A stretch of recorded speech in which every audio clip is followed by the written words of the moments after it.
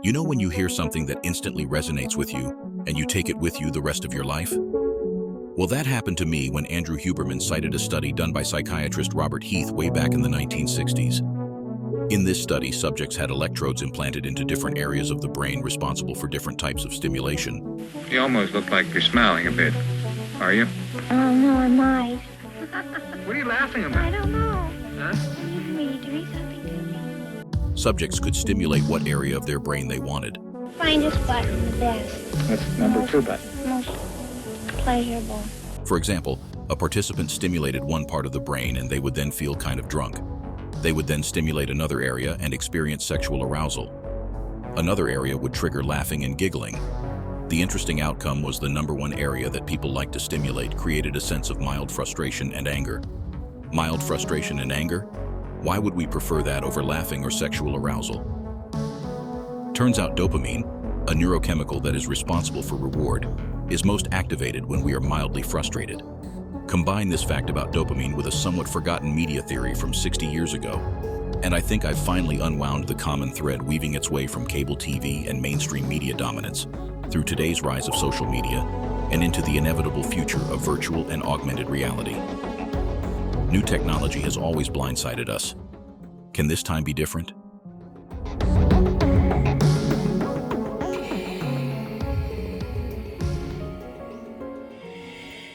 To begin this discussion, Marshall McLuhan, a media theorist/philosopher, who wrote his books during television's rise to dominance in the 50s and 60s, has a concept simply called media, hot and cold. Hot versus cold is the focus of the second chapter of his seminal book, Understanding Media, the Extensions of Man, which I highly recommend. It's a bit hard to read only because McLuhan invents terminology, so the first time reading him is really more about getting acquainted with his system. Rereading is when you're able to put those terms into a cohesive perspective. At least that was my experience. Before we get into what hot versus cold means, the first chapter of McLuhan's book is titled, The Medium is the Message. When future historians look back on the 20th century, it's almost certain that one of the statements from this era, which they will treasure for posterity, is the medium is the message. Meaning none of this is about specific content, but about the medium that the content is presented by. So it's not about what's on TV, the commercials, the programs, but about the TV itself and how the act of watching it affects us. The medium is the message. The content is incidental. What McLuhan didn't foresee, and one of my updates to his theory, is that although yes, the medium is the message, that message can change as the medium becomes more sophisticated. Here's McLuhan's basic principles for hot and cold. I quote, "A hot medium is one that extends one single sense in high definition. High definition is the state of being well filled with data. A photograph is visually high definition or hot, and a cartoon is low definition or cool simply because very little information is provided." A quick aside, remember McLuhan was writing in the 50s and 60s when cartoons weren't exactly Pixar quality. To continue quoting, "Telephone is a cool medium or one of low definition because the ear is given a meager amount of information. And speech is a cool medium of low definition because so little is given and so much has to be filled in by the listener. On the other hand, hot media do not leave so much to be filled in or completed by the audience. Hot media are therefore low in participation, and cool media are high in participation or completion by the audience. Naturally, therefore, a hot medium like radio has very different effects on the user from a cool medium like the telephone." End quote. The way I like to think about media hot and cold is by asking how much effort is required. A hot medium like radio is pleasurable to listen to in the car because it takes very little effort to listen to the radio, and the combination of effort required to drive and listen to the radio is a comfortable amount. Now imagine you're driving, but your hot radio listening is interrupted by a cold phone call. Suddenly, the amount of effort has skyrocketed. You take a cool medium like driving, where you need to try a little bit. Then stack on a cold phone call, another cool medium where you also need to try. It's definitely less comfortable. So radio is hot because it doesn't require participation and effort, and the telephone, the talking part, is cold because it requires participation and effort. Another of McLuhan's examples is TV versus a movie. McLuhan saw TV as a cold medium, and the movies as a hot medium. Remember, TV in McLuhan's time was mostly black and white, low pixel density on a small screen, whereas movies were in a theater on the big screen. Even though we can now play movies on a television set, there is still a time for a movie and a time for TV. Think about it. After a long day's work, you're tired and just want to veg on the couch. Okay, let's throw on a movie. Not much attention or effort is required. This is why you're not drawn to put on a movie at 10 a.m. You're rested, potentially caffeinated, and you're ready to put some effort into what you're doing. Sure, current daytime TV programming doesn't elicit much effort either, but participating in some telenovela or political news show or watching the markets on CNBC still takes more effort than a movie. Movies are explicit. Everything you need to know is presented in high definition. TV is implicit. To drive this point home, imagine casually watching Fox News in a movie theater. The amount of effort required is slightly too high to be combined with the high amount of data from the big screen.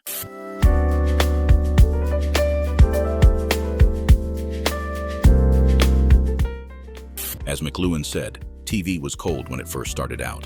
It was black and white, grainy, and on a small screen, all of which required you to use your imagination to fill in the gaps in the data. The way it's used in slang reverses the meaning of cool. Cool in the slang form has come to mean involved, deeply participative, deeply engaged. This high amount of participation made old-school TV a medium for education. For instance, you could find an hour-long discussion on an in-depth topic with no cuts, known today as a podcast. Imagine flipping through TV channels today and finding such depth. So what happened? First, the hardware changed. Slowly but surely, the screens got bigger with more and more pixels. In the world, HD TV, as far as I'm concerned, stands for hallelujah! This high definition reduced the amount of participation necessary, and the programming started to heat up. TV then transformed in a way that no other medium had up until that point. It split the experience in half, one half hot and the other half cold. With its hot, low participation content, TV was able to give the viewer a new experience of channel surfing. This involved the viewer. Now the viewer participated with the remote instead of their eyes and ears. I remember TV in the early 2000s was all about flipping through channels, then scrolling the TV guide, using picture-in-picture, and avoiding commercials at all costs. Manning the remote was a job. Hey, Tom, where's Barbara and the kids? We got this new HD DVR, the Hopper. That one DVR lets us record up to 6 shows at once and play them back in any room. What TV crafted was the most addictive user experience known to man because it was both hot and cold, what I'll refer to as mild. Mild participation is the drug that made the traditional media empire. Eventually, people got really good at using the remote, and competition created new tools which equipped the viewer with too much power. TV had one last gasp. Reality TV. It said, "Here, participate directly in our lives." This perceived depth was the beginning of the end. TV never reinvented itself. The younger cord-cutter generations look down on older TV watchers because TV lacks depth. The channels are too stale to warrant surfing, and the content is too vapid to warrant attention. The experience is too hot, too crafted. But like a crack pipe, baby boomers grasped the remote control, chasing that hit they had back in the 90s. Revisiting Robert Heath's research, the dopaminergic pathway is most activated when we are mildly frustrated. Scientists once thought dopamine was activated upon reward, but now we know this is only true if a problem existed. A path towards a solution was taken, and then the solution achieved. Even with the same reward, only the rat who needed to move got dopamine. Someone had the good idea to deplete dopamine in one of those animals, and then what you find is that the animal without dopamine still enjoys food, still enjoys other pleasures. So dopamine's not really involved in the enjoyment of those pleasures, it's involved in motivation, because if you make the animal have to move just one rat's length, believe it or not, to get to that lever, the animal with dopamine will work to go get that thing. It will work through some effort to go get the reward. Just like any good story has a central plot, a rising action, a climax, and a resolution. This is what we want in our lives. But instead of 300 pages, we want to get there with the click of the remote. My hypothesis is, when every medium is new, like TV in the 50s, social media in 2008, and VR today, they start out cold with lots of participation. The user needs to put in effort to participate, and that effort creates healthy dopamine. But then, the medium upgrades into a higher definition, hotter version of itself. This is when subconscious participatory tactics are employed to make the temperature mild. This mild participation causes mild frustration. With mild frustration comes dopamine. With dopamine comes addiction. A medium that's too hot has little participation. A medium that's too cold takes too much effort to use.